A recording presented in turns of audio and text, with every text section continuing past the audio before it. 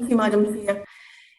Firing employees and rehiring them on reduced terms and conditions is a shocking way to treat workers, and I'm very proud of my SNP colleague, the Honourable Member for Paisley and Renfrewshire North's tireless work on this issue. It's important to recognise the efforts he has made in this area, even though there has been a collective oversight of his bill in this debate so far, sadly. Frankly, many of us are all fed up with the members of the UK government condemning this practice as well as doing nothing to address it.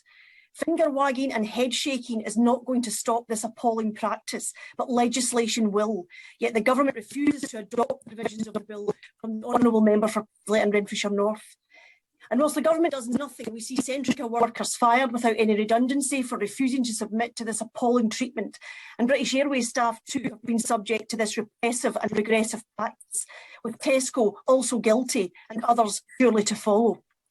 And it's a matter of deep regret and anger in Scotland that the Labour Party, working alongside the Tories, conspired against Scotland having power over employment law in the Smith Commission, which would have allowed us to protect workers in Scotland.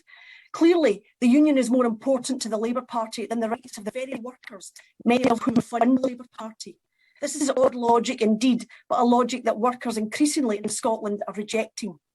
And the sudden change of heart on this by the current leader of the Labour Party in Scotland to support the devolution of employment law to Scotland, this Damascene conversion as we approach election day in Scotland sounds hollow, unconvincing and extremely cynical, since it was Labour which blocked such devolution of these powers in the first place.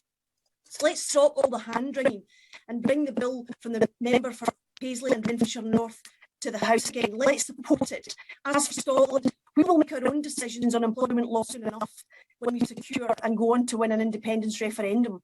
Then workers in England will be able to look to Scotland to see what protecting and supporting workers with a fair and just society really looks like.